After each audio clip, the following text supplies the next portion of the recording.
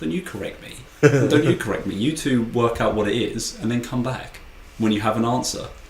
Look, we don't have a whole hour-long. You're already recording, aren't you? Yeah. Yeah, I thought you were.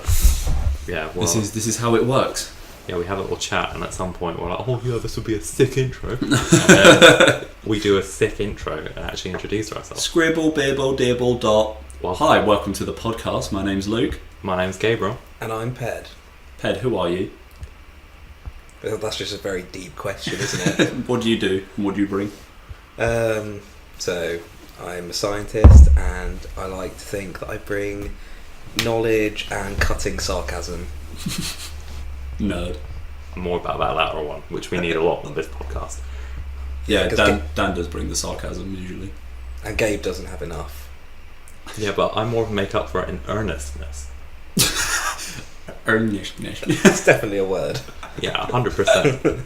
Remember on the first episode when I said that I was half English, wasn't it? I can't remember. It was something. You have some kind of Foreign. Wow. Yeah, but you know, I was going to represent China. How and why? Different country, but still. Different era as well. Good times, good times. So, yeah, I had a shit cup of tea today. Yeah? Yeah. Did you make it? Of course you made it. It's Yeah. probably why it was bad. No, my teas are usually pretty highly received.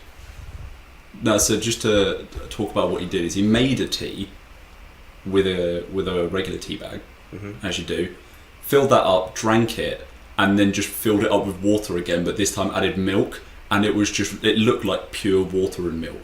Like Really? the tea bag was gone. Wow. I thought this was going to be one of those things that, you see on Facebook where people are like, oh, what colour tea do you have? Laugh, cry, I thought emoji. this is where it was going, where it's like, oh, how could you have number one? That looks like water. That was objectively bad. I made a mistake. Were you trying to save the company money? Like, why were you using the same tea bag? I thought it had a bit more juice. We have enough tea bags for like another one. It's not an issue. It was good fun. It was good fun to see because of how disgusting it was. It made me feel better about the teas I make. I can confirm it wasn't as fun to drink. The teas that don't, for a significant amount of time don't contain milk because you can't be bothered to get any more. Pretty much. I mean, that was how the first tea started. Yeah. Like, were you trying to save the environment? Oh yeah, it was. Yeah, you had a black tea with no milk, and then when you reused the bag, you added milk, and it was just. Did anyone terrible. see you do this? I mean, he saw I it. did. But when you were making it? I did. Okay, so no one who doesn't already laugh at you. I mean, those people don't work in the company, Pep. That's true. Also haven't met me yet. So, poor tea making skills aside, what else you got, Gabe? I mean, I thought that was going to be quite a big bit. Do you want? What else have you got on it, Gabe? I mean, Are you talking about his personality or this podcast? Because if we're going to go into what else do you have, that could be a pretty deep conversation. I mean, we do have about 55 minutes that we can kill on this, but... So, Gabe, what else do you bring to the table? Well, I like to think my important things that I've been up to this week, such as... Dead memes. And making tea. Soaring. No, you got nothing? Yeah, sorry. But I guess I did read some news this week. Not just for this podcast, I promise. I didn't know you could read. Well, you're learning new things about me every day. See, put that on the list of things you can do. I bring adult literacy to the table on This an is entirely where spoken media. Where I time out. Well, I don't know. You might want to come in for this next one. I'll be back in 30. Oh, but this week I read something which surprised me, which was that in Amazon's they do their books by best-selling because the way to recommend. Apparently, Dungeons and Dragons Player's Handbook was number 4 for a bit in the health and fitness. I am all about this topic. Is that over all time, or is that just like the last couple of weeks, months? I imagine it'd be recent. Last couple of days, it was at number 4, and the Monster Manual was at 21. Dungeon Master's Guide at 25. I wonder what spurred that. Did they cut the price or something? I mean, there has been an offer on during the week, so it's probably boosted it. Got me a little bit more is health and lifestyle. I like the fact that Amazon are like D&D's healthy. Yeah. Having been a player now, I kind of understand it. It is kind of healthy. Yeah, You get a lot out in D&D. I'm a little ashamed that it's becoming a lifestyle. What do you mean ashamed? D&D is great. I think the exact topic was health, fitness, and dieting. And Yeah. dieting, that's interesting. Yeah, people who play D&D don't really do that. And I say that as someone who plays it. And doesn't do that. Hey. No, yeah, it is a healthy game to play having played it. So I can kind of see it, but I don't feel like it's the best category for it. Yeah, the problem is you have the stereotypes of people sitting indoors all day and sitting at their computer playing with D&D toys and things like that, figurines. So it kind of seems ironic in that sense. But yeah, when you actually play it and you get the benefits of social interaction and using your imagination and everything. That's what I was about to say. That's where the benefits are. Yeah. Is the speaking, all that kind of things. Like, it's predominantly used. Well, I say predominantly. It's largely used now by charities as a way of getting like socially awkward kids out there. Like, if they feel like they're being someone else, they can do a lot more. They can speak a lot more as that person, and it gets them out. Like, so charities are sort of used it as like a centre for that, which is quite positive. I think there was a Beeb article written last year about how exactly that it was used by several therapy groups, not just for like awkward kids with difficulty socialising. Awkward kids. I still am an awkward kid. Truth be told. That's actually pretty interesting. I was looking into making a character for the new campaign that we're doing the other night, and it took me onto the Adventurers League, which is where you can go and join D&D games at your local game stores and things like that. So that's, I suppose, if you actually can get the confidence to go to one of those, that's probably a really good way to meet people and make friends. Well, it's a large portion of school is that would be put down. Like, I never wanted to go into those or like explore those interests at school out of fear of being embarrassed or shunned. Yeah, and it's like it's social suicide at that age. It had a stigma going for the longest time. Yeah. Still kind of does. Oh, definitely. I think a bit less so, given the popularity of shows like Stranger Things, which kind of bigs it up for exactly as you say, the sort of way to express and explore, social situations which you might not otherwise be comfortable doing. A few of the examples that was in the sort of article was you'd have quite introverted kids deliberately pick the role of an outspoken, aggressive, barbarian kind of character who's always like, no, I'm doing it my way. And, the obvious consequences that would ensue and, getting to play someone you're not. Yeah. It's interesting that you mentioned Strange Things, because when it comes to popularity of games like D&D and whether they're cool or not, people are very able to separate different forms of media. So if you take Game of Thrones, everyone watches it and kids at school will watch it. But if you turn around and you're one of the kids who's then gone on and read the books, they'd often still find that as, what you're reading the books for, even though it's the same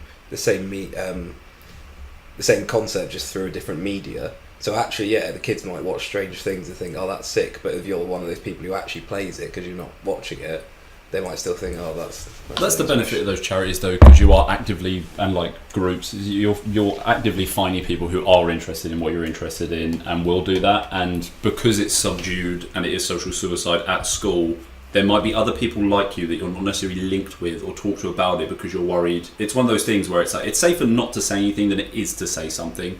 But if you go to one of these events and you see that person, you're like, oh, you're actually super into what I'm into, then you get on with them. And even if they're not someone at school or someone else, then you still have like those connections outside of like, hey, these people all like what I want.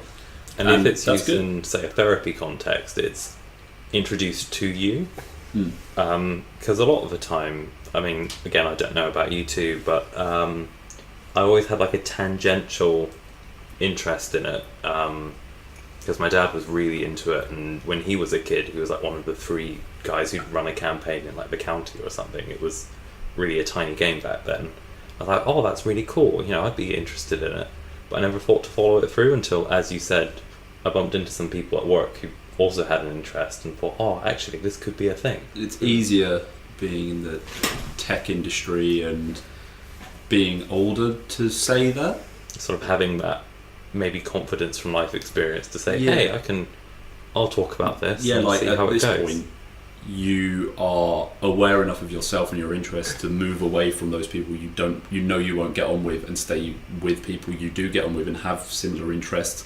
And even with that, you tend not to care as much about those that don't like what you like and like would shun you for it, and you're a bit like, yeah, okay, well, you keep doing that, I'll be over here enjoying the things I enjoy. Do you reckon it's a degree of, as you get older, you're less worried, at least a little less worried about what other people might judge of certain aspects? And you are more confident in yourself, but it's also actually just a numbers game.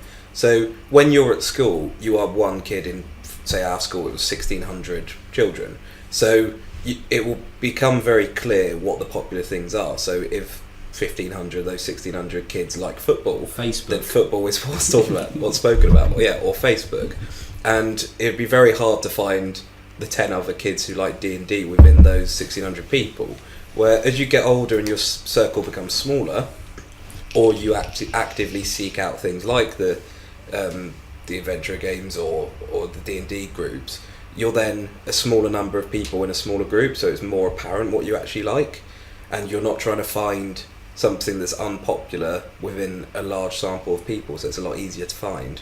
See, I thought you were going to say that D&D itself is just a numbers game, and I was like, that is, in some ways you're not wrong, but that does overlook the... Unfortunately, it is so much more than that.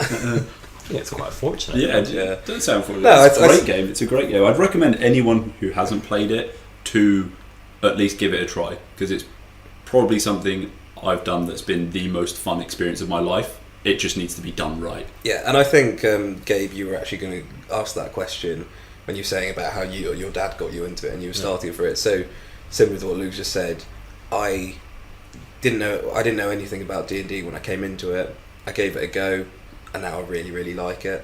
So it's a good example of trying new things. You might find out you like something, you might find out you don't, but it's definitely worth trying. I don't know, I just have such a bias for it at this point that I truly, truly believe no matter who you are, if you give it a chance and you've got a good DM, you will enjoy D&D. I genuinely believe that strongly. I don't know why.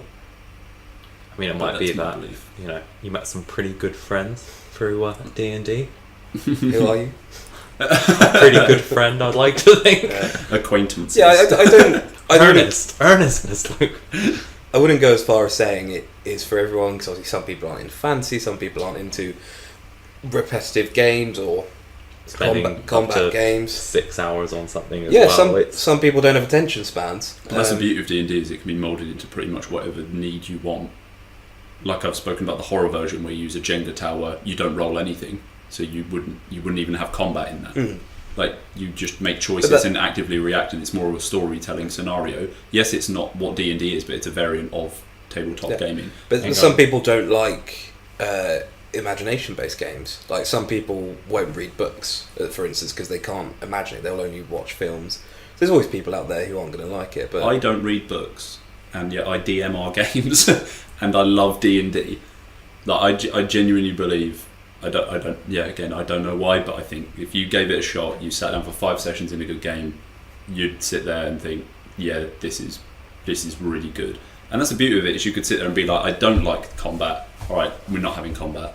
I don't like all the dice rolling, cool, we'll have a variant where we don't do dice rolling. I just say something and the DM tells me the reaction or consequence based on how convoluted my idea is. And you can do it that way as well. It's so adaptable to anyone and everyone's needs for a game. And that's why I think it's brilliant. That's the beauty of it, is like, even in the DM guide it says you don't have to follow any of these rules. So yeah, you can get them all discounted at your local Amazon website. Good plug. .in.co.uk. Get in on your little segue. Why not? You say .in. .co.uk. Oh no, as in like .in for India or like .co.uk. Oh, okay. There's a lot of dots. Yeah. Just like Amazon. You can also buy dots from Amazon too.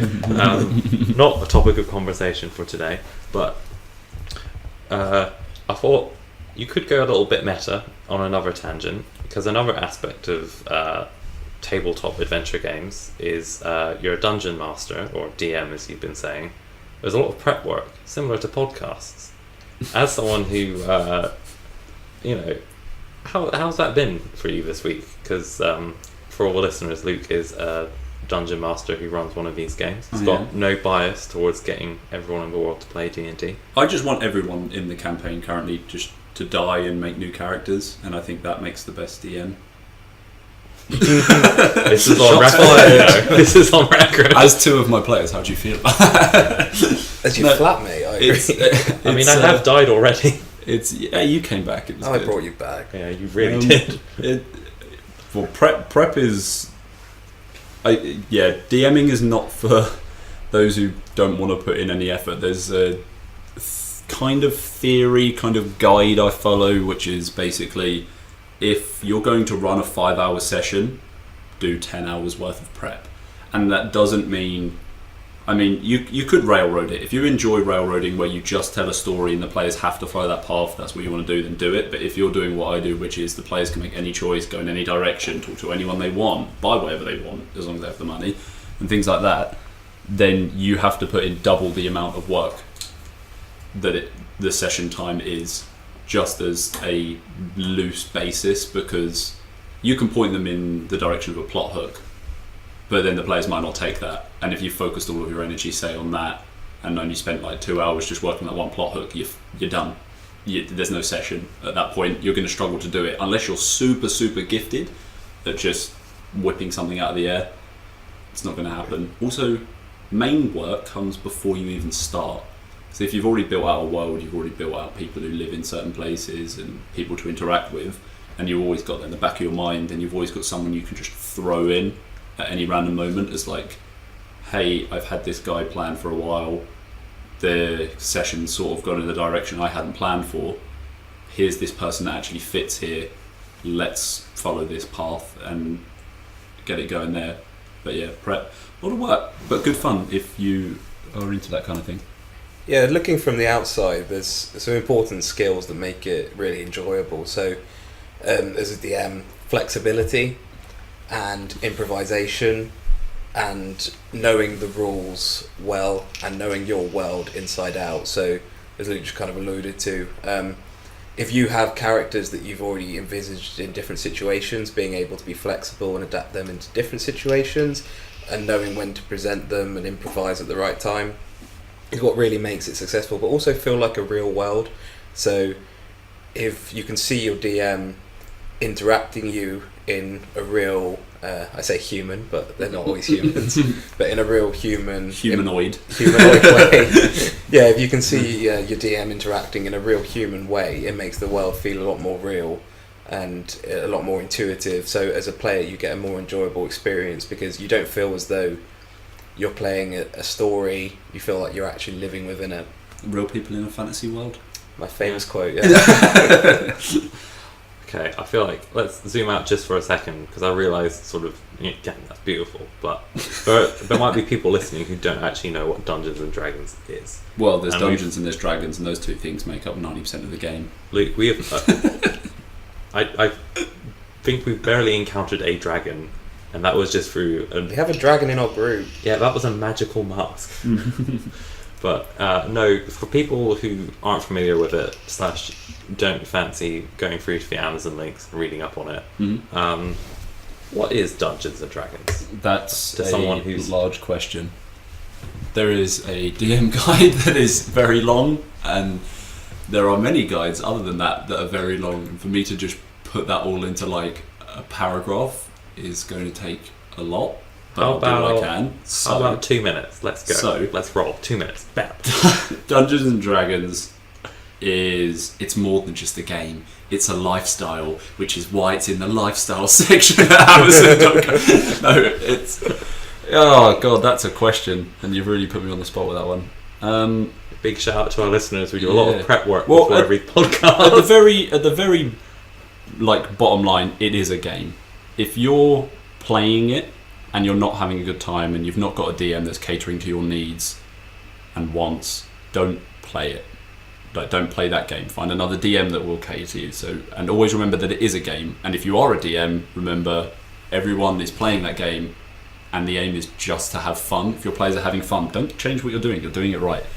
In terms of mechanics, it's a lot of dice. Be prepared to roll a lot of dice, especially if you play the base sort of game, like the regular Dungeons and Dragons. A lot of dice rolling, a lot of mechanics to keep up on, like various skill checks and spells, But this is the problem with explaining it. Yes, that's the base game, but that's not the only Dungeons and Dragons. There are so many variants of it, and you could definitely find one that's for you if none of that sounds like anything you want to do. Like, even if you don't want a fantasy world, you can have space-based adventures.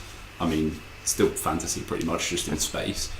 You can have more realistic ones, like horror-based things, if you're into horror, and have like a storyteller leading you through a horror story, essentially, that you are living as a player. Primarily, I'd say the one thing that is continuous throughout all of the variants, no matter what, is the role-playing. And that's the main thing. So most people will be a player rather than a DM. And as a player, for you, the main thing is build a character that you want to play, whoever that is, and think about who they are, why they are where they are, what they want, why they want it.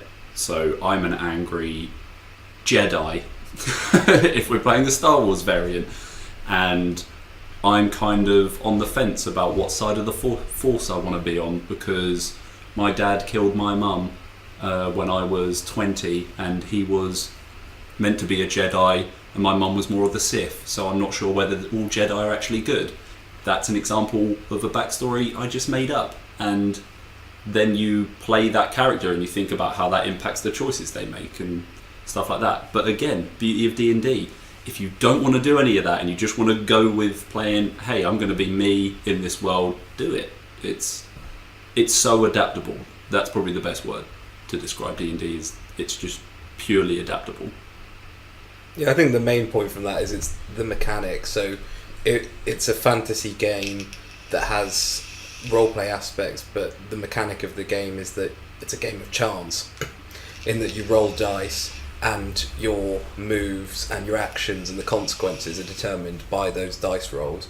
So you have that aspect of, yes, you can put in any roleplay that you want to do as a character and that has an effect, but there's also a chance of probability. So you might do the best thing in the world and you might still die, and that's what makes it exciting as a game. It kind of brings it into the realm of board games, but it's much more involved with that, and it's interesting because it was something that was devised, I think, in the 80s by Gary Gygax, and it originally started as a series of stories, and those stories have been built upon over years and decades, and it's brought in new aspects of different characters and different worlds and different planes. So there's so much you can really tap into.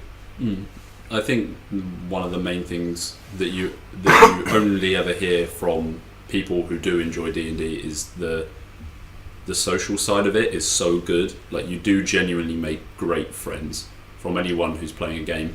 Like, if I sat down with 7 new players and run a game that they were all enjoying, for some reason there's such a great social magnetism around D&D, and that's probably why it's in the health section.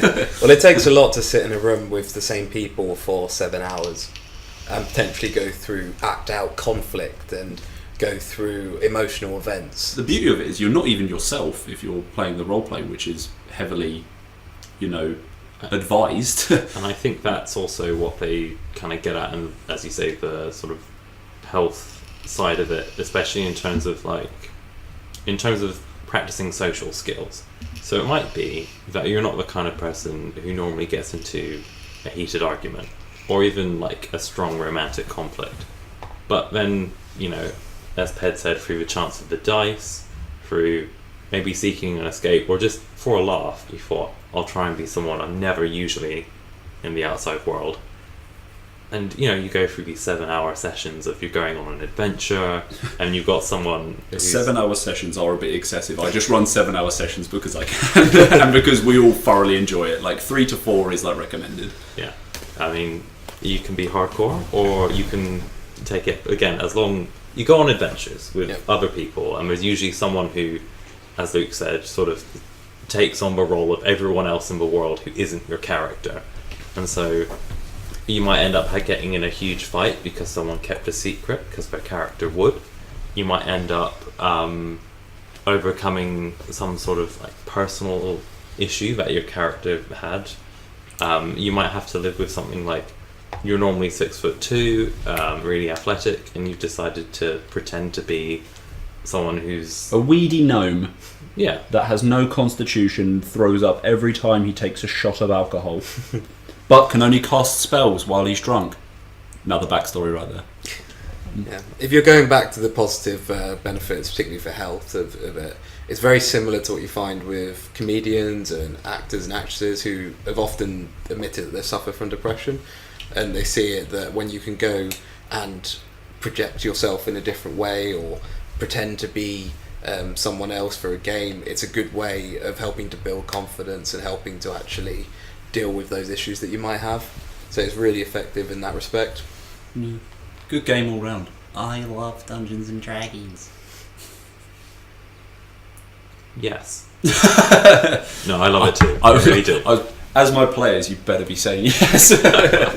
Or else there will be DM consequences. And as you can tell, there's no social pressure whatsoever. I don't know what you're talking about. Jumping back onto this is the worst segue ever, but I can't ride segways, so we've got a deal.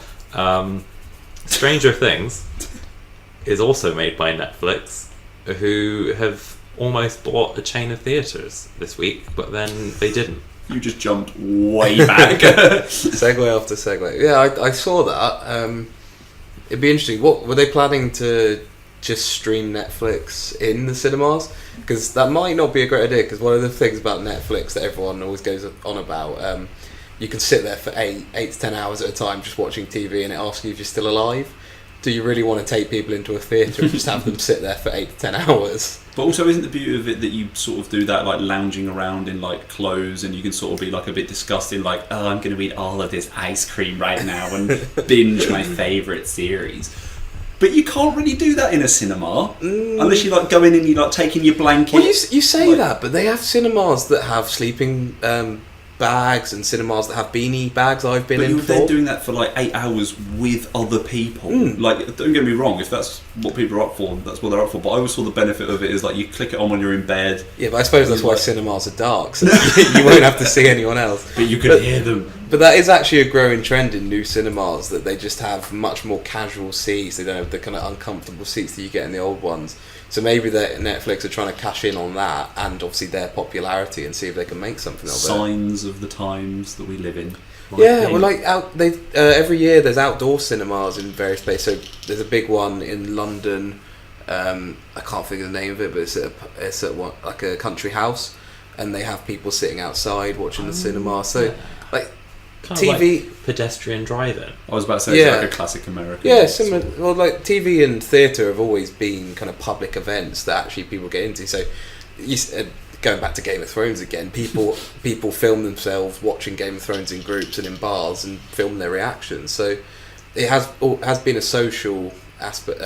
Social event for quite a while, and it looks like Netflix are trying to tap into that aspect. I think it will resonate more with those outgoing people because they'll be in the cinema like chatting away and all that kind of thing. You can't talk in the cinema, Luke. You get thrown out. Not with these. You can relax in sleeping bags and all that, apparently. For me, the benefit of TV is just sitting there and being like, oh, I'm here, I'm on my sofa, I'm in my bed, I'm all warm. Like, I can sort of be a slob and get away with it. I mean, you might be relieved to find out then that they didn't actually buy the theatres, but they almost. Yeah, but they'll probably try again. Well, the thing is they withdrew the offer, so like a little bit more context. They just didn't want to lose. If you're never in the race and you can't lose, so they pulled out. It was Landmark Theatres, which is like a group of 53 cinemas in the States, and a couple of people at Business Insider, link in the description, said that the official response was they decided that the price of buying a 53 theatre chain was a bit steep, funnily enough, but that they thought one of the reasons why Netflix would do it was because a lot of the theatres were in LA and New York, which if they show films there would qualify them for Oscars. Alright. Which, you know, on the one hand, Netflix is famous for being like, screw you Hollywood, we don't need your metrics. We make great films and people love them. But on the other hand, being able to say you make Oscar-winning films and Emmy-winning series gives you some clout. Yeah, so even though the Oscars has basically been reduced to the white man's movie club. Hashtag. So that's obviously a benefit for Netflix, but if you actually look at the flip side of it, it can be a benefit for the theatres and the communities, because a lot of theatres have fallen into disrepute and are disused now. And if you look in Britain, love them or hate them, JD Webster's pubs buy up a lot of old theatres, and it means that they're actually being used and people will come and use them, because most theatres were in city centres, in town centres, a big part of the community. So when they went out of use, you've got a big empty building that's often becomes derelict. So actually converting it into a new use is probably a good thing. Yeah. The interesting thing is... But wait, how would all those YouTubers make abandoned something videos if we don't have abandoned something places? And where will we ever have abandoned industrial raves? Well, it looks like the theatres might be off the cards for that one. Again, Business Insider had all sorts of like theories. Apparently, though, if they didn't want to spend unseen amounts of money on buying an entire chain of theatres, a lot of art house places, the ones who will let you go in your gym jams and sleeping bags, have offered to, of course we'll show your films Netflix. I mean, why not?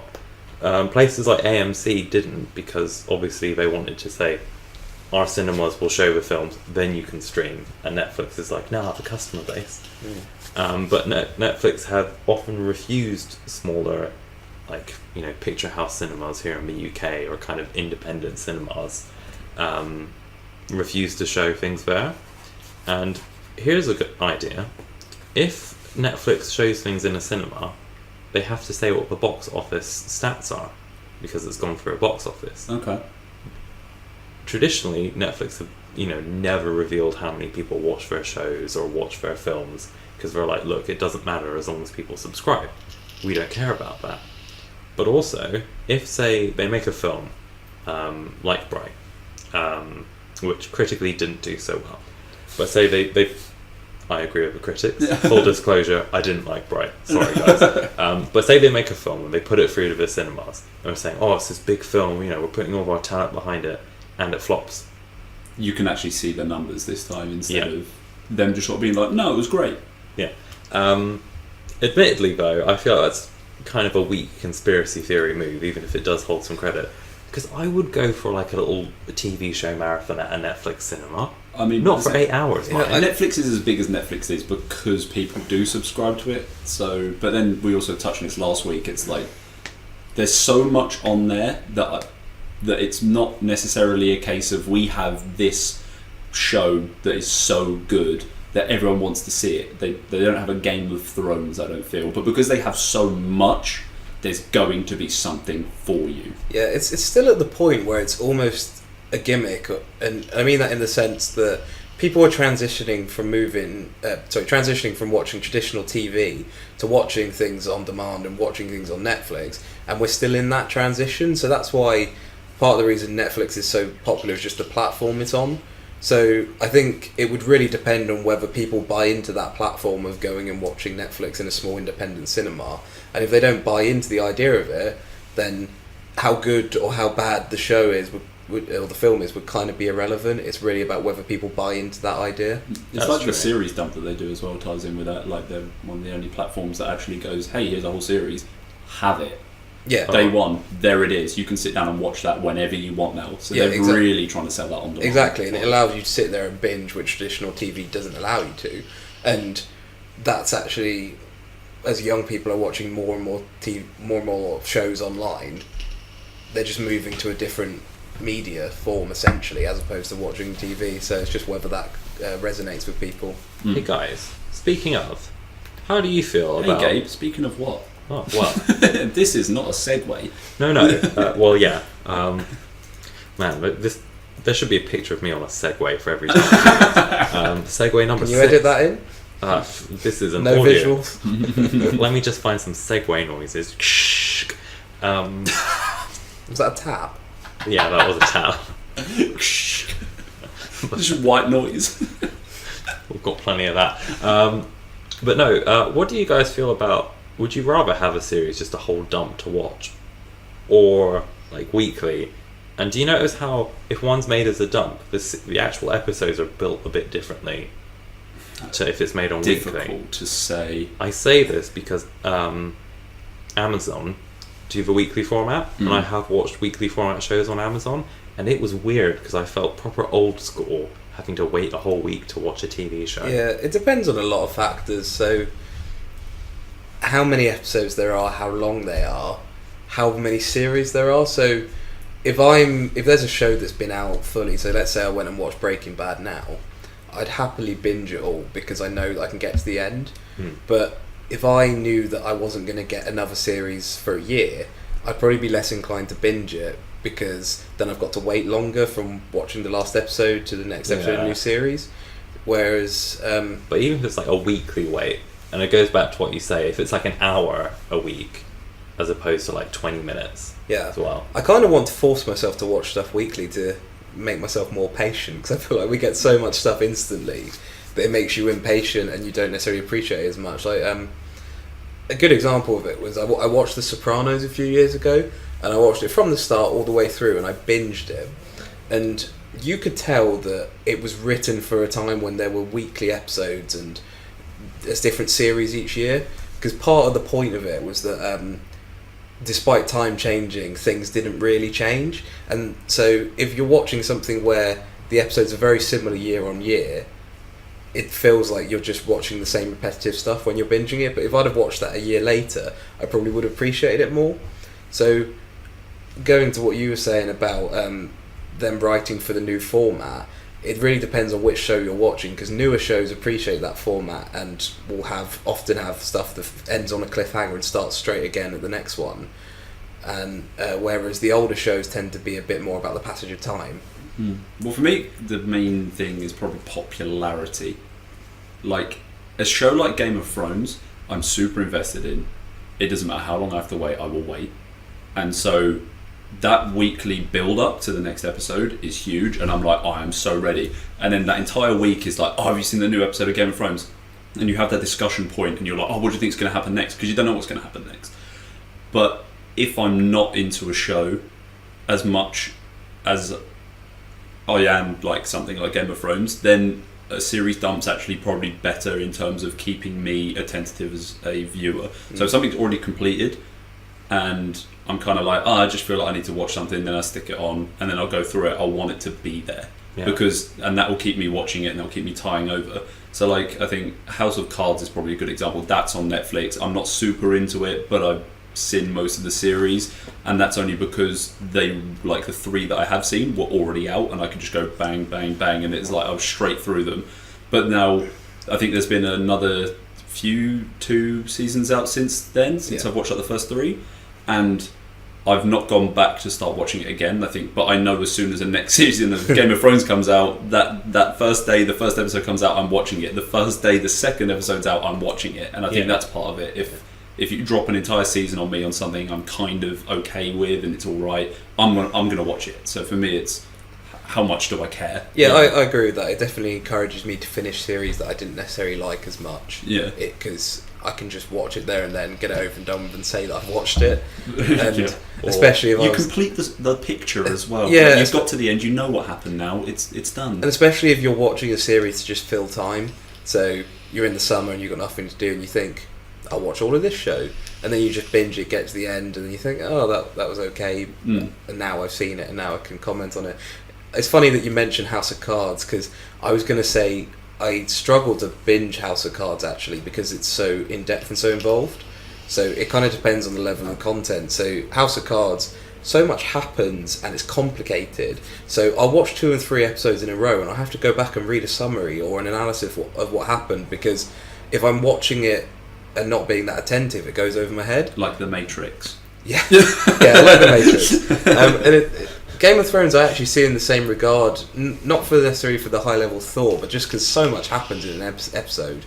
When you binge it, it's very easy to lose track of it. Although very little screen time for each character. Oh, completely. Although granted, I did binge it the first time I watched it, but now so much is happening.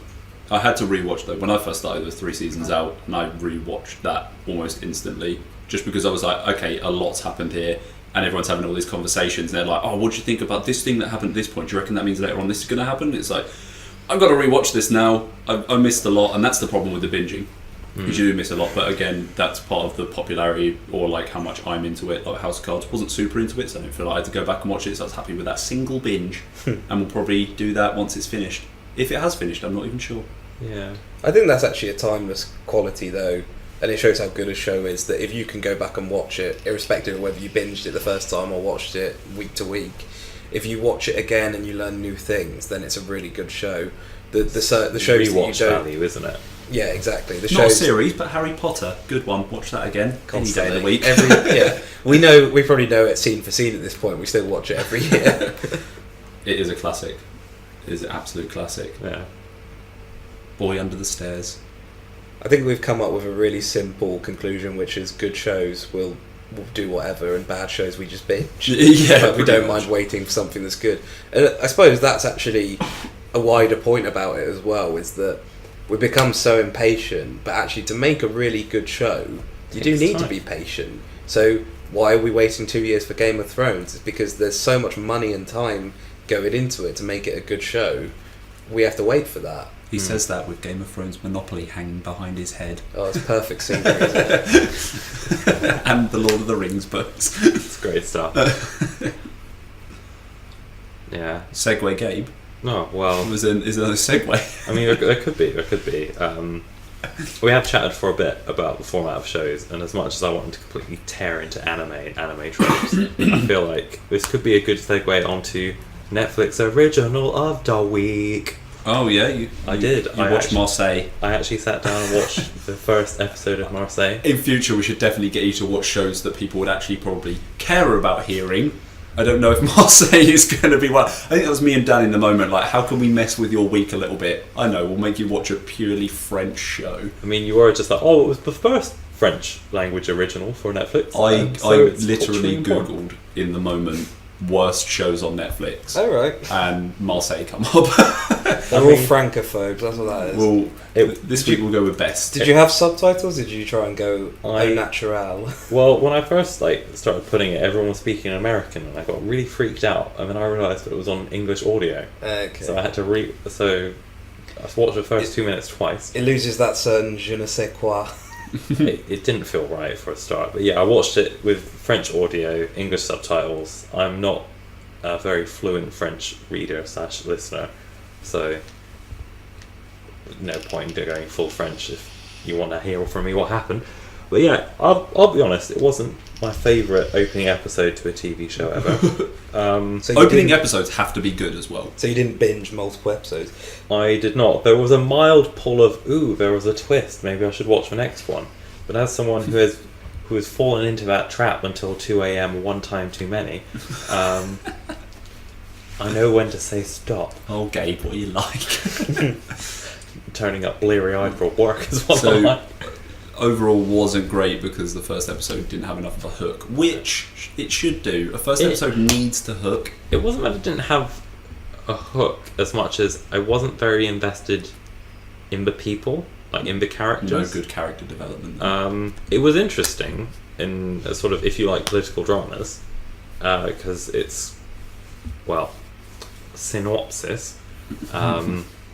It's about the Tower of Marseille, funnily enough. And it follows... Did not see that twist coming. 2 to 3 characters principally in the first episode.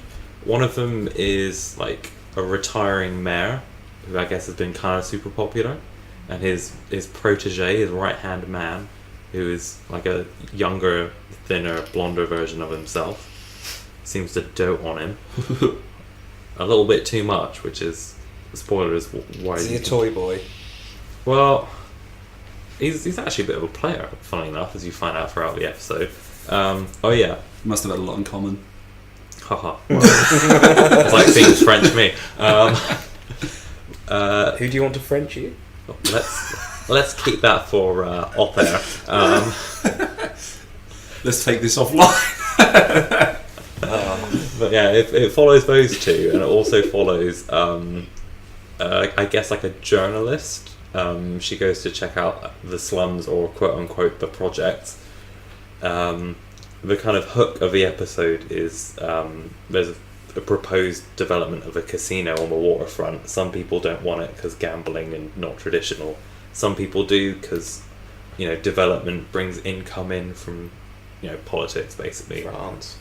It brings people in from Europe to that town. Yeah. A surprising amount of misogyny for an opening episode. When's it set? Current, like 2016, 2015 is when it's set. But yeah, a surprising amount of misogyny for a television drama, especially given that it's so casual and it doesn't seem to be, at the moment, like a plot point they're making a comment about. Well, I suppose you can't really get that from one episode. It's similarly with the character development. How can you develop within an hour? That's true. Depending on airtime. Yes, I made an assumption. Yeah. But yeah, so it was kind of interesting watching the politics side of it play out a little bit. Sort of manoeuvring to try and get different people to basically vote yes on this casino being built. There was a proper shady guy with like greasy long hair and a checkered suit who's just Stereotypes. Well, he was shady, it turned out in the end, so conforming to stereotypes. But yeah, there'd be a lingering shot on him, like in the background, watching stuff. And on then, Netflix. Product placement. That's so meta. And yeah, he orders a bunch of goons to basically throw someone off a cliff because they were going to vote in a way he didn't want. And then in the end of the episode, it was a tie, and Mayor Guy's protege had the last vote. Everyone thought he was going to vote yes for the casino. He even banged the president of France from the looks of it. But then he voted leave for the EU. Yeah, pretty much. He voted no. And everyone was like, holy smoke, shock. And he turns to look at the mayor, and he's like, I've been waiting to do this for 20 years. Is it a power grab? Yeah, it was totally a power play. So I guess question, based on the source in which I found this show, would it be top 6 on your most hated Netflix shows ever? I don't think I've watched enough Netflix shows to have a top 6. I imagine you've watched a lot of anime. Not on Netflix per se. I wouldn't put it in my top 3. Let's put it like that. Like I'd sit down. Top 3 worst? It wouldn't be in the worst 3 that I've ever seen. Okay. I would watch another episode. Maybe, as you say, like kind of not paying attention, kind of to have it on. Mm. Which is odd to say about a show which I'd have to read the subtitles to keep up. So the not background, like je n'ai pas, and you're just sitting there watching anime on your iPhone. What can I say? I like pretty colours. This is why you've enjoyed D&D. Yes, imagination. Yeah, no. So all those black marble staircases. I'd probably give it 3 or 4 out of 10. No, that's really distinctly bad. average. Well, Yeah. poor, I should say. Yeah, which is kind of how I felt. So going forward, Yeah. do we have to stick to Netflix shows, or can we branch out? I did like the idea of making a point of if they're putting out 700 this year. Okay. Why? Did you have something in mind? Archer, a new season of Archer came out. I'll watch that on top of it because I'm always down for Archer. So I want to hear about Archer. Having not seen the last season, I would like to see it. Well, I say a new one comes out on the 25th of April, I believe is when it starts. Oh, that's a relief because I looked for it and it wasn't out yet. Oh yeah, I believe it's the 25th. Alright, well... So that'll be the which is first of tomorrow. the... Yeah. That'll be Tune the in first. next week for all of us discussing Archer. Yeah. And why not throw in a Netflix original in there? Yeah, and the Netflix original, let's see. Let's go more interesting, but I imagine, and popular, but you may have seen some of these. So I'm seeing here, apparently one of the better ones is just straight up called 3%. Not heard of it? Let's Okay. give it a go. 3%. I mean, it's got good company. It's next to things like Stranger Things, Jessica Jones, House of Cards, The Crown, Daredevil, Narcos, Black Mirror, Orange is the New Black. Oh. So if it's keep it that company that it's keeping, I mean, I googled 3% and got 0.03 in the calculator. So I mean, apparently it's a Quick Brazilian web television series. Alright. yeah, a little bit different. Yeah, I'll watch it. 3% is a Brazilian dystopian thriller web television series created by Pedro Aguilera. I feel like I'm going to have strong Definitely opinions about butchered this. that name. Yeah. Sorry, Pedro. It's alright, I'll give it a go. So it's set in the future where people are given a chance to go to the better side of a world divided between progress. What did I just say? Progress? Divided between progress and affluence in the offshore and devastation and poverty in the inland, but only 3% of the candidates succeed. Oh, 3%. Hunger Games of a TV show. After the book and the film. And Battle Royale, the film they stole it off of. See, it's even basically got a game now if you play Fortnite. Or, PUBG. Or, what was it, H1Z1? There's quite a few now. Well, I mean, they were the originals. PUBG was the big one that sort of kicked off. It's weird because PUBG was basically PlayerUnknown's Battlegrounds, to expand it. It was basically made up of loads and loads of other stuff you could buy on the Unreal Store. Like, none of it was original. They just put all the things together and it kind of fit. Still amazes me that like a realistic sort of, well, I say realistic, you know what I mean, in terms of like it looked more realistic. The game was like meant to be a little bit more like that, and then out of nowhere, like a cartoon, almost kid-like version of it comes out, and just completely trumps it in terms of popularity. Yeah, but it had three things. One of them was it was free. The other one was it had Minecraft. What? That takes away. The building takes away. Build For stuff. you, but not for yeah, not for everyone. And the third thing was it had a very strong visual look. I mean, I'm not going to lie. Branding. I'm of the belief that the primary audience is kids, and that's why it's done so well. It is cartoony. There is building, like you say, like Minecraft. Yeah. And it is a little bit more like, you can quickly pick up and play it. PUBG definitely looks and feels a little bit more, this is a bit more serious. It's more skills. And a lot of these things are just about momentum. So you look at fidget spinners, they've been around for ages, and then suddenly they just got momentum and then took off, and that's how trends work. Cutting my fidget spinner with 1,000-degree knife, hydraulic press gone wrong, sexual. Well, that's just the trendiest YouTube video you've ever seen. That will be coming next week On Jake Paul's channel. On Jake Ped, a strong advocate of the Paul brothers. Big fan. I'm a Jake Pauler all day. Well, Everyday bro, I think is what you meant to say. funnily enough, I think the fidget spinners are as old as I am, looking at their origin. Yeah, it was stupid. Like, they had a patent on them and it ran out, and so people could make their own version and rip it off for free. And then they started making them and they just completely took over the world. Based on the amount of series that Netflix are putting out, wouldn't surprise me if a series come out on the origins of fidget spinners. I've just made it, so thanks for plugging And my if show. it does, we'll have a great new series for you to watch. Yeah, hang on, I'm just having a look for Netflix fidget spinners, and Isn't that just Beyblade? That was a class television program, and there was a lot of development and deep thoughts in that show. And great haircuts. Do not knock Beyblade. I mean, That's Beyblade. I, for one, was very happy with following Tyson's story on his way to greatness in the Beyblade championships. I don't know how I managed to let this one slip me by. What? I didn't watch the Beyblade anime when I was a kid. You never watched You never Beyblade? watched the Beyblade anime? And everyone makes out that I'm the anime guy. You are the anime guy, which is why this is shocking. I'm like strictly like Yu-Gi-Oh, Pokemon, and Beyblade, which were like the three. It's because you didn't have a childhood, isn't it, Gay? I mean, yeah, I've just kind of like plopped out of a tree. Gave the apple. Gapple. Am I the apple of your eye, Luke?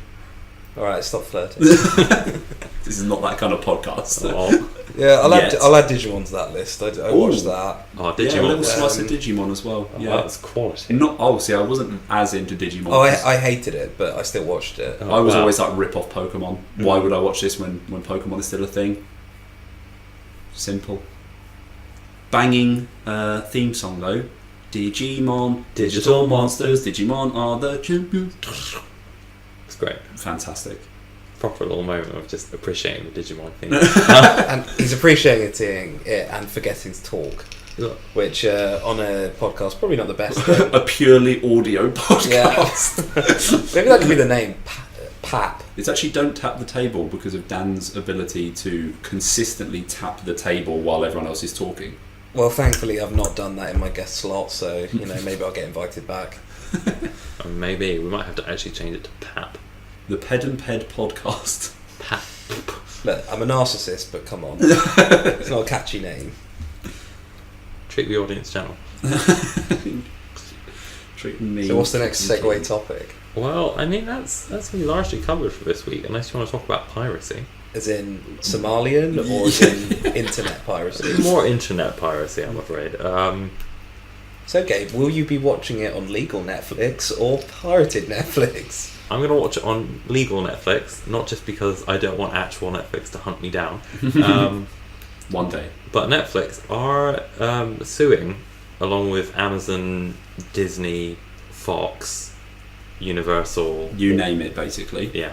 Everyone's suing this group called Set, who have like a $20 per month subscription service to give you access to over 500 live TV channels and thousands of on-demand shows, including Netflix shows and movies that are still officially limited to theatres. So as you can guess, that the way they give you access to that is through the power of pirates. Well, that's where they went wrong, is the subscription fee, because most of those like pirating websites get away with it because they don't. Yes. And that's where they've screwed up. Yeah. Yeah, it's The greediness of what they've set up has sort of screwed them a little And bit. you also have to pay for a box on Yeah. top of the subscription. It sounds like the Cody box, which you have to pay for, and that Mm. keeps being in the news. But basically, what that does is it allows you to access channels from other countries where it's legal in that country, but actually doing it across the different countries is illegal. So, like, a lot of people will stream football on Sky Sports and things from like beIN Sport in the Arab world, but that is illegal. So you can see why they're going about it. It's a different approach to take, because going back to Game of Thrones, like we keep talking about, we Just love your it. favourite topic. Favourite topic ever. None of this But, wee business. You've done that. But Game of Thrones. I love is that the minute that Dan leaves, Lord of the Rings is off the table. I'll get straight onto Lord of the Rings afterwards, but this is relevant. Game of Thrones is the most pirated show ever, but HBO never actually do anything about it because they're quite happy for people to pirate it so that they can then sell merchandise and also sell subscriptions in the anticipation of the new season. So it's a question of, do you let people pirate it and then see if you get any benefits from it? Because a lot of people will pirate a show but then feel guilty and buy some merch, whereas do you try and stop them and cut them out and then they don't get to see your product? I guess it's back to the old question of who gets hurt by this. The piraters.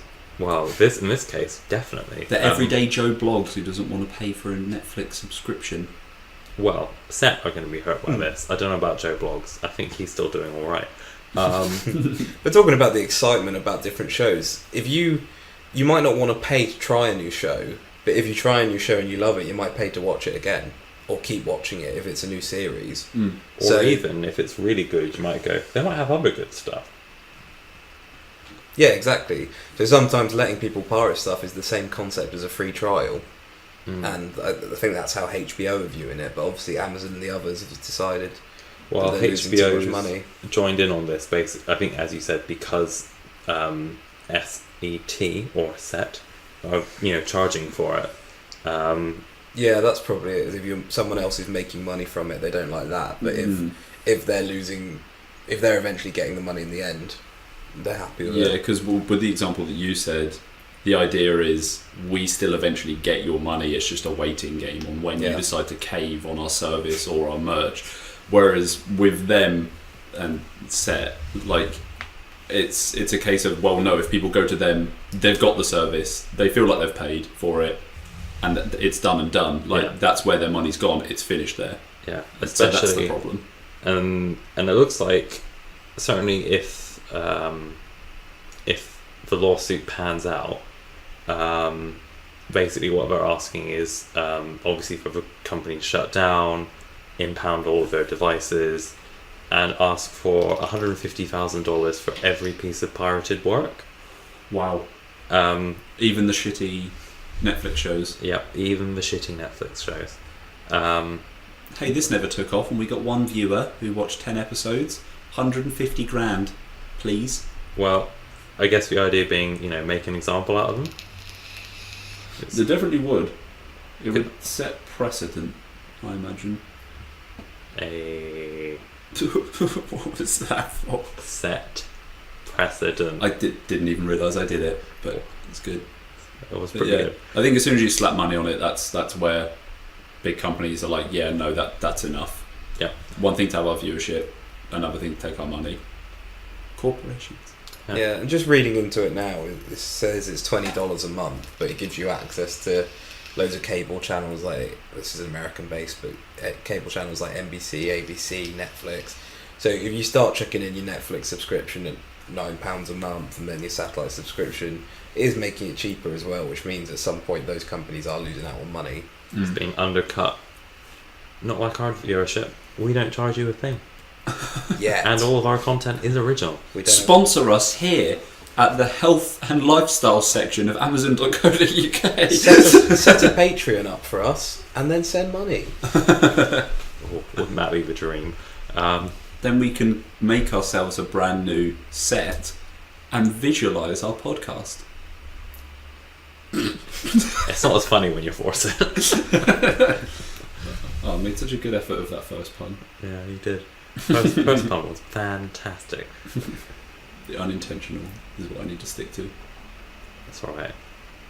You been up to anything exciting this week, Luke?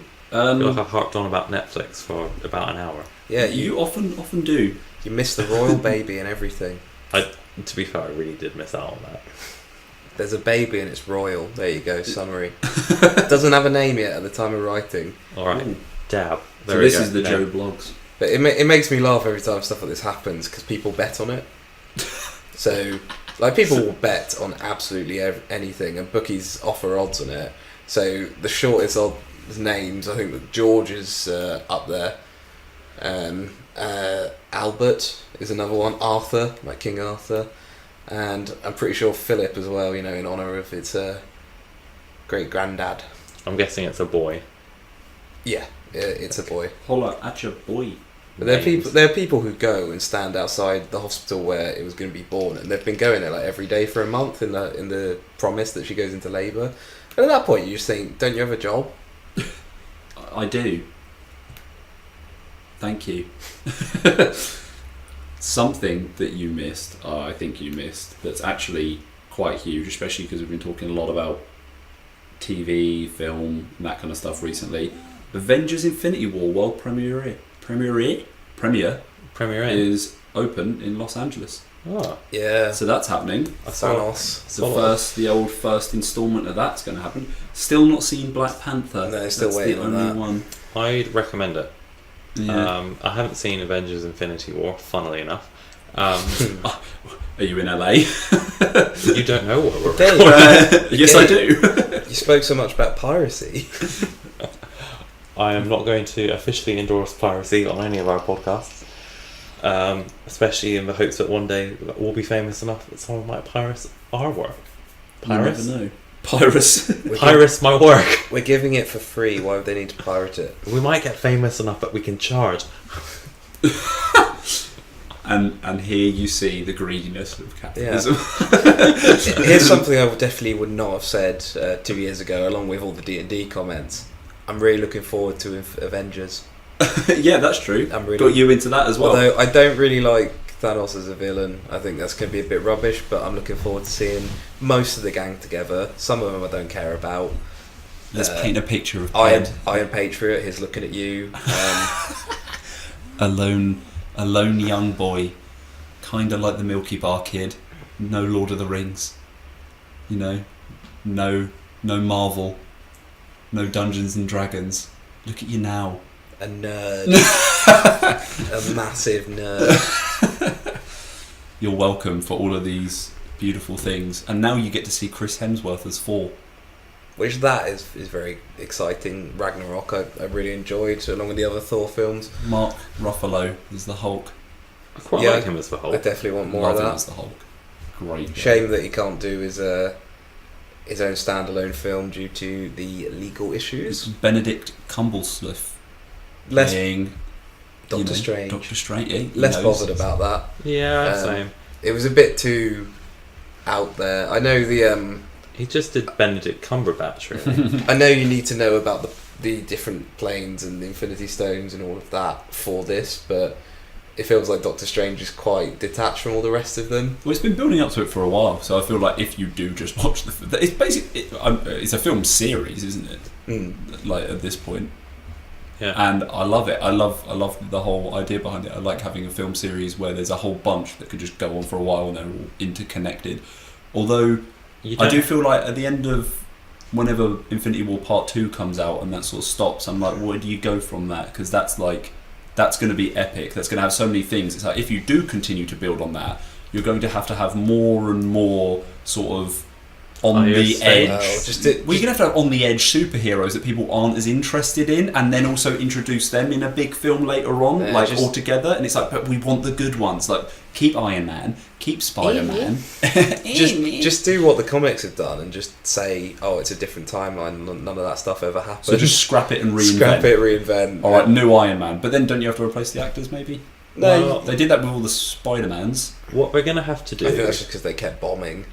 That is because they kept bombing. Downey Jr. I liked Andrew Garfield. I like Tobey Maguire. Tobey Maguire. Yeah. Andrew Garfield was great. Oh no, he wasn't. I feel like I have the unpopular opinion, probably because I was like, he's a good-looking guy.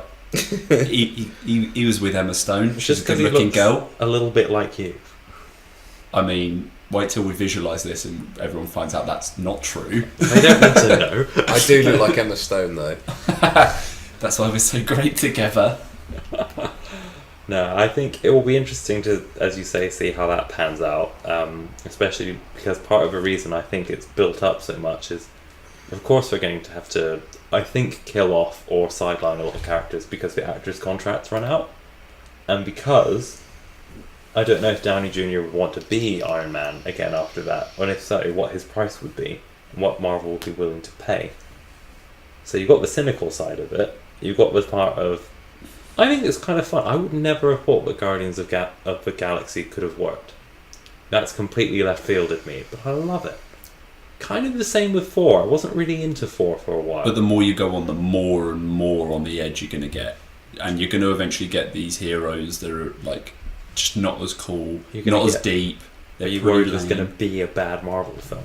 But because there already have been bad Marvel films, like it's not out of the question. I'm just worried there'll be more of them because you're using more and more fringe heroes that no one cares as much about. There's obviously a limit to that, and these characters have existed for so long within comics that they know what's popular, they know which of their comics were popular, and they know how far they can go in terms of introducing new characters. And they know why. Yeah. It's like we've got 10 different versions of Iron Man. This one resonated really well. Why is that? Oh, this point. Okay, this one did alright. Why is that? Oh, because at this point, let's throw them all together, make a great film. Yeah. But if you work with fringe ones, like, where'd you go? Well, I don't think they will be able to go, but the way they've set it up is this has lasted at least 10 years, hasn't it, since they started putting out the first Captain America film? Something like that. So it's been a while. It's been a long-term project and a long-term plan. When it comes to cinema, they'll always try and get as much money as possible, and you never know when it's done. But it's covered a significant period of time, so if it does come to an end, it will be after maybe 15 years total. So after this part 1, you can tell he's whipped out the. I have whipped up the old. Yeah, well, they're planned through to 2021, I think. So after part 1, we've got Ant-Man and the Wasp, which personally I'm not. Oh, come on, Ant-Man was really funny. No, Ant-Man's a good film, but I worry about it going forward. Like, it's one of those where I'm kind of like, yeah, it was a good film, but I don't know how much more you could do with that. I did enjoy the film though. Yeah. What's his name? Was it Paul Rudd? Yes. I like him. I like him as an actor. He makes me laugh. Then after that, they've got Captain Marvel, which I know nothing about, admittedly, but just the name in itself, I'm like, that's a little bit tragic. Yeah, the name's pretty bad, but I've heard good things. You've heard good things about Captain Marvel. That just seems so.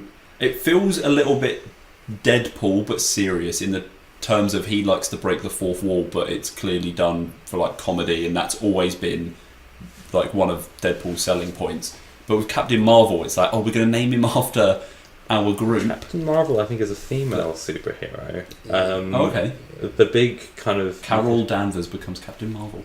I suppose you could say the controversy on that one was a lot of people thought Marvel would put this one out before Wonder Woman as like a female-led, female-centric superhero film. I'm thinking it's going to be more Guardians of the Galaxy-y. So then what's interesting with that, actually, is that so those two films, Ant-Man and the Wasp and Captain Marvel, what you have to look forward to in 2019, as well as an untitled Spider-Man Homecoming sequel. That one I am looking forward to. Yeah, I enjoyed same. the first one. I like Spider-Man in general, one of my favourite superheroes. Oh, I love the Vulture. So that's it. But in the same year, you're also getting the untitled Avengers film, which will be likely Avengers Infinity War Part 2. And then you've got Guardians of the Galaxy Volume 3 in 2020. So wait, hang on, 5 films in about a year? No, that's over a 2 year and a half. period. Over a 2 year. And then even here it does say there are other potential projects going forward, which starting with just the statement, Disney has scheduled multiple release dates for untitled Marvel Studios films. These include May 1st, July 31st and November 6th of 2020. So there will be more. And that's where I'm kind of like, okay, it all depends on how they end that Infinity War. Yeah. I mean, if that ends and it's like a few people have died, or It'll be it a ends bit and of it a goes on, shake-up. and it's like, they've been building to this for like 10 years. Like in that original Captain America film, there was that little blue cube, which turned out at this point is one of the Infinity Stones and is going to play a massive role in these current movies. And it's like, are they just going to be like, right, here's to another 10 guys, we go again? Like, But the fact start that anew. they have the individual films does allow for the option to take it away from the main story. So once that main story concludes and you have Guardians of the Galaxy 3, it doesn't have to be related to the main story. It could just be a Guardians of the Galaxy standalone film and they could just go back to that. But let's say Infinity War is what everyone expects. It's this epic spectacle with everyone on screen that's so cool, and then all of a sudden you start tailing back off to the single superheroes. It feels a little less See how it goes. amazing. Yeah, You might have a few like character projects or ones where you let the directors go off and do something a little bit more wild, which, to be honest, in a weird way Black Panther was. They might get the rights to Fantastic Four, bring them in and maybe bring all of that kind of crazy stuff in. They might get the rights to the X-Men. Black Panther itself is actually one that gives me hope for them going forward, using a little bit more fringe characters. Hero I never heard about, and yet I'm super excited for that film, mainly because I want to hear Andy Serkis whip out El Dorado. And it's in South Africa. And a few things like that. Of all the things to make you want to watch the film. Andy Serkis just not CGI'd, for one. That's pretty amazing, I think. We've both hats seen off to that. We have both seen that. But yeah, that gives me hope going forward. So I've never seen that. That did really well. Well, I've never heard about Black Panther, and it did really well. So yeah, that's a good sign for them going forward, using more fringe characters I've never heard of. Not a comic nerd, so don't really know about that kind of thing. Well, I think their main audience isn't as well. Yeah, they've done a good job at moving across from comics to actually making them very mainstream films. Although a lot of people who read the comics do hate that.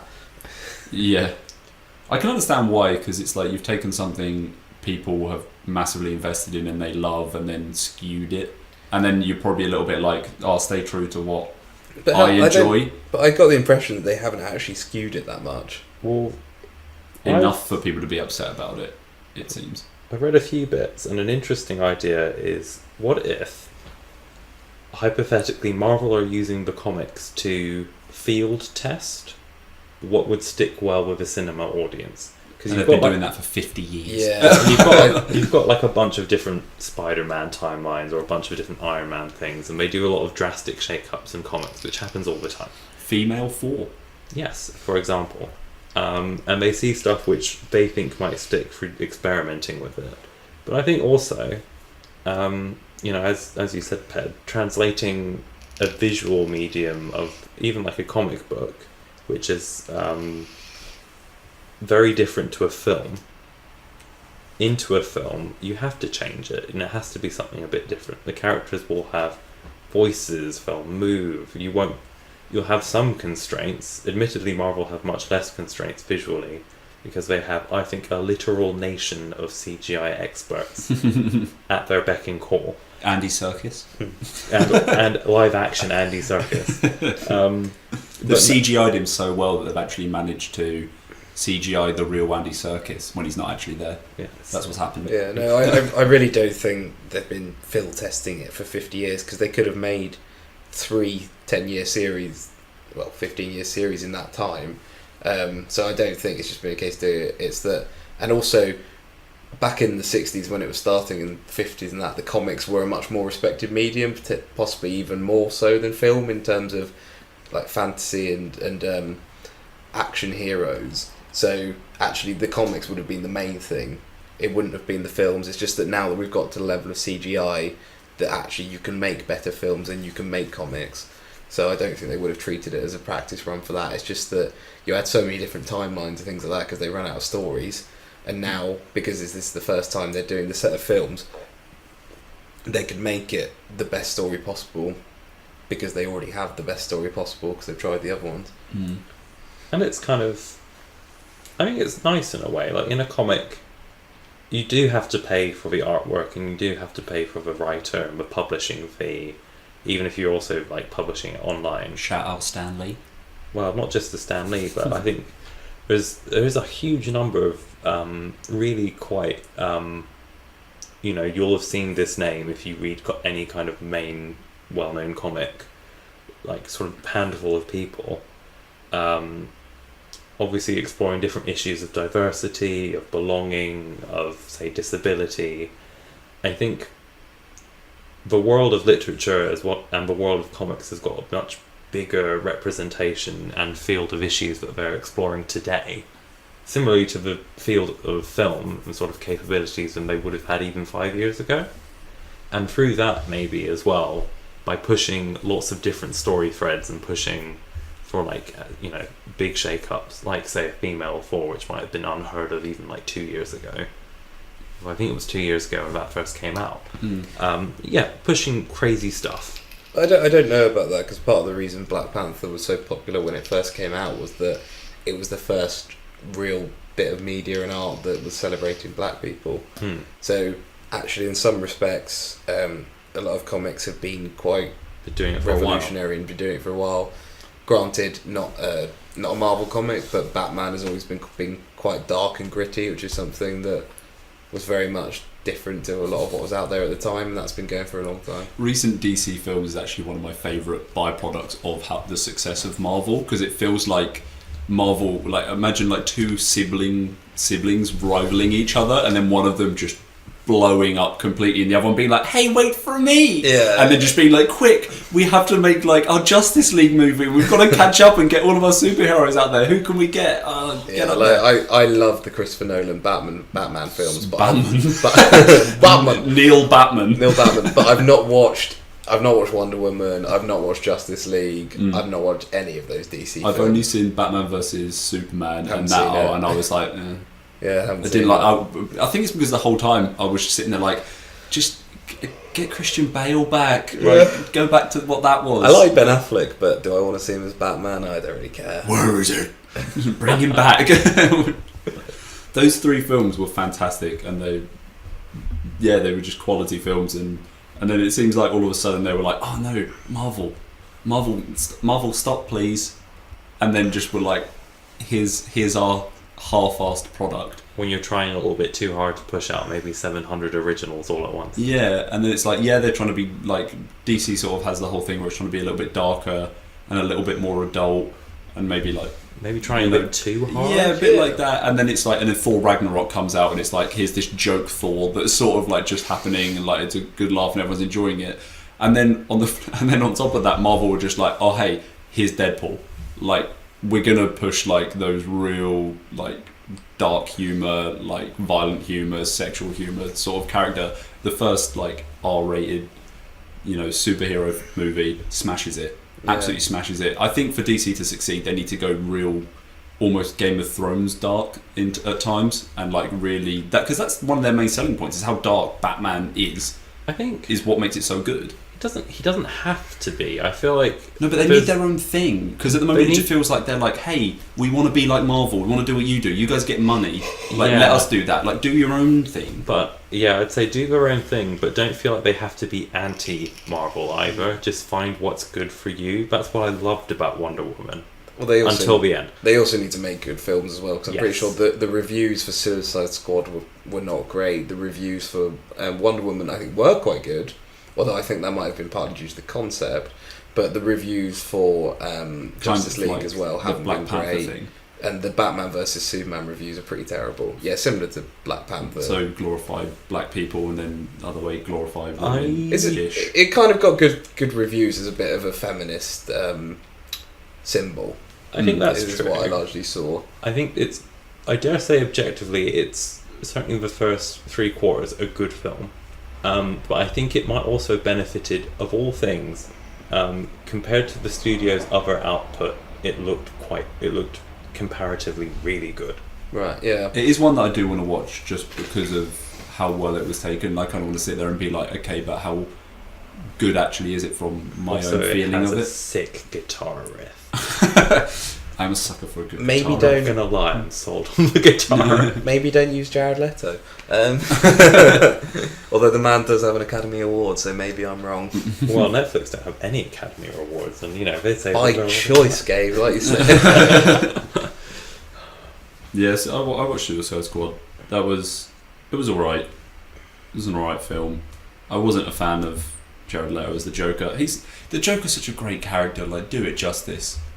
I wonder about. Someone said Tom Hardy in that role. No, No, but Leonardo DiCaprio. Just because, Leonardo DiCaprio. I could see that just because of how he gets into every role and how every role he seems to. I mean, you saw him be in amazing. Django, right? Yeah. And he has quite a smirky face anyway. Yeah. So that probably works. I reckon he could pull off that I'm creepy and going to kill you Yeah. kind of vibe, but also you have no idea what's going on inside this like messed up brain of mine. I think if he wanted to do it, I think it would be great. I was gonna say, not Tom Hardy, no, because he's in so my good mind Bane. it's just I was about to say it's just Bane. He will always be Bane. He can never be in any other superhero film because he gave it back to the people. Alright, so if we cast DiCaprio as the Joker, would you bring back Bale? And if Bale said no, who would you bring? Oh, that's a hard one. Let's just throw it out. Let's fan cast our As own Batman, who film. could pull off that grumpy, moody, miserable vibe that you need? Like, can anyone top Johnny Christian Depp. Bale? No. In terms of moodiness, Johnny Depp, but I wouldn't buy him as the athletic Batman. So I wouldn't buy him as being powerful and able to hurt people. And I will always see him as Captain Jack Sparrow. Yeah, but if you've ever seen The Secret Window and films like that, and actually in Charlie and the Chocolate Factory as well, he's kind of melancholy in his own way. I guess. Like I think He can. I think he's got the able to range. do that character, and I think he has a good range. Yeah. But I wouldn't buy him as someone who's Yeah. intimidating. Mm. Whereas Bale, I recently watched American Psycho, and Yeah. he has both the melancholy side, but also just the mental, I'm going to beat the hell out of you side. Yeah. He's kind of like that as a person. Though. Do you remember like the clip come out before where he like shouted at one of the production team? Yeah, he completely Like, lost yeah, he like it. lost his Yeah. crap on stage. It's kind of like I feel like just because it could be like that as a person, that kind of comes through as him as Batman. You're like, oh, we could just go a bit mental at this point. I heard one guy go, because I don't know if you guys watched Batman Beyond when you were a kid. Yeah. Yeah. So say, why don't we lean on that and have Michael Keaton as old Batman? I don't. And think Mark Hamill was the Joker. Yeah, but if you're gonna say that, it's like we might as well go back to Jim Carrey as the Riddler and things like that. Those I feel like Batman films are kind of universally No, panned, I feel like so I Michael don't think we Keaton, go back to them. especially after seeing as the Vulture in Spider-Man, I think he can have that. Yeah, but we crux don't in want us. old Batman. Do you not? No, like Tom Hanks as the Batman. Tom Hanks. Forest Batman. Russell Crowe. No, I don't like old Batman. I think Christian Bale's the right kind of Yeah. age. So What about leaning more on him as like an acrobat rather than just the sheer juggernaut as well? Because he's meant to be able to do all, like, fly around a city. yeah, but I feel I'm that seeing- about Christian Bale because Yeah. he was slim and tall and athletic. Yeah. He was like my problem with Ben Affleck is he looks too buff. So he looks too buff to do all the athletic He stuff. couldn't move silently. Could you imagine? Jake, Yeah. Jake Gyllenhaal. Maybe Jake Gyllenhaal? he's got a bit of that moody side. Yeah. So you look at Donnie Darko, films like that. He's able to do it. He's got the right look, Yeah. Imagine him with like James Bond. ever so slightly James Bond. Not that James Bond would make a good Batman. Imagine Sean Connery like, I'm not the hero you deserve. Gerard Butler. Yes, Gerard Butler would be a good one. Yeah, it's in Law Abiding Citizen, Yeah. where he's like sort of crazy in that. Like, I feel like that fits the sort of like he could play that moody role, and then all of a sudden Joker comes out, pokes him a couple of times. And it's definitely the tall, dark, and handsome thing as well. So is it like Fassbender? I think could do a good job. Nah. Nah. I like Fassbender too much to see him as a Batman. I know that sounds weird, but I feel like the actor that plays Batman I need to not like as much for me to like him. I don't know why. You don't want someone who will always be someone else in your eyes. He looks too clean and nice, and you want he's someone someone who I can be could Bruce go Wayne for. as well. I think that's the thing you got to remember is you might not be able to maybe like hurt Batman, but you can hurt Bruce Wayne maybe and hurt his city. But then when I think of Fassbender as Magneto, like when That's a really if you think good about the point. evil side of that, like when he tears up the concentration camp, Yeah. I look at him and I'm like, yeah, that's pretty dark. You can be dark like that. The necklace scene with the that's European what I was things, referring like, to. just straight through their head like nothing. Yeah, He's got the range. yeah, definitely. Gerard actually, I can Butler see it. definitely has the look though as well. But look at him, I think Yeah, you look more so than grizzled. Grizzled. Fassbender. I think he more so than certainly like maybe starting out Batman could be Gyllenhaal, but I don't want another origin story. So are we definitely tearing away from the idea that Nicolas Cage would make a very good Batman? Nicolas Cage is the Joker in real life. You wouldn't want another. Yeah, I feel like Batman Origins sort of been done. I like the idea of seeing. That's what I loved about Spider-Man: Homecoming as well. He is Spider-Man now. Let's see Spidey do Spidey. Yeah, Let's see Batman do Batman. You know, I mean, because he kind of had his origins a little. Well, he didn't even have his origins in the Or the Captain Avengers. America film Civil War, was it? It was just like, oh, you heard about this Spider-Man from Queens, and then they just were like, all right, sure, let's give him a ring, like get him involved, like, and so they already that was his backstory for the current Marvel films was that he's doing stuff because already. people knew it already. Yeah. You have to bear in mind when it comes to origin stories the age of the actor as well. So if you look at Wolverine, he's been doing that solidly for about 17 years, I think it is. God, And can you see anyone else doing it at this point? no, but the only reason he's been able to do that is because he's been so buff the whole time he's barely aged. Whereas most people you would have had to reboot just on the basis that the actor's too old. This is why 20 years ago Mark Wahlberg should have starred as a superhero. I could see Mark Wahlberg as Batman. I could as Batman. Yeah. I think he's too comically. He's too comical. Like even in like The Departed, where he's like sitting there and he's like ribbing. But it is Leonardo. that is meant to be comical. That But actor, he's always like that in a lot of his films. Like he always plays that role of like, hey, f you, douche, because and then like does all that kind of I'm hyper offensive, but it's clearly comedy. He's got a punchable face, which would be interesting as Bruce Wayne. Have you seen him? I think he's in Good Will Hunting, isn't he? Or did he just write that? I can't remember. I'm trying to. But yeah, trying he's to fact moving. check. He's moving more director. Could you see James Franco as the Joker? He's mental, so maybe. I could kind of see it. Like, Yeah. I could kind of see it. He's quite smarmy as well. He's less deranged than DiCaprio would play him. I see him more as maybe like a Riddler or maybe even Penguin. James Franco as Too the tall for Penguin. the Penguin. Right, Danny DeVito or bust. No, like a whole different angle. So rather than like this creepy, overweight kind of slimy sort of, why not smarmy? Maybe a little bit kind of more on the tuck side of things. All right, let's wrap up with the most Did you important. see bit. it? No, I didn't see what you did. I just saw you move a little bit and then go like, It just popped out and got stuck and then came in and I was like, okay. oh. Oh, fuck! No longer an innie.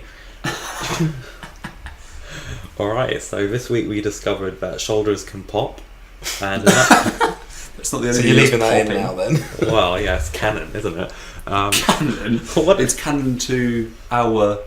Well, we're going to try and take on Marvel and DC at this point. Yeah, we're gonna have our own expanded universe of recurring characters. We'll do team ups.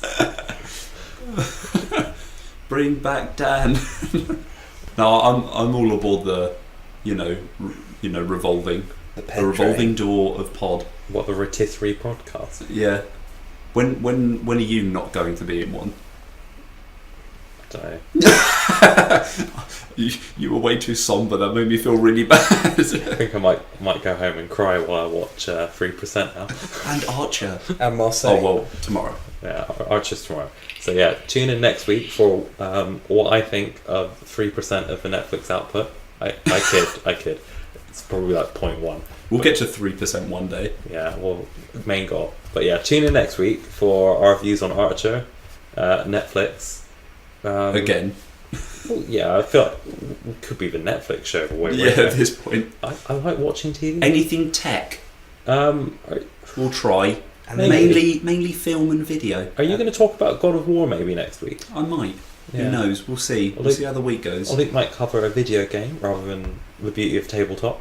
I will always cover the beauty of tabletop if it comes up. We might have to do a side series on that. But yeah, we'll let you know about Head Shoulder. R.I.P. We might even figure out who will actually cast as Batman, or are we running with Wahlberg? No, Bale. No, Butler or Butler. Gyllenhaal? Yes, Butler. I'm for Butler. I'm for Right. Butler, yeah. Team Butt. Right. Team Butt 300 and Team Batman. Caprio. We got it. DC, you know where we are. This episode will be retroactively sponsored by Squarespace. And Marseille. Yes. Netflix's first French language audio TV production. I'm not sure you're allowed to say retroactively sponsored by Squarespace just in case. No, we're not sponsored by Squarespace as of yet. This has been Don't Tap the Table. I'm Gabriel. I'm Luke. And I'm Ped. Boop, boop, boop, boop, boop. Well.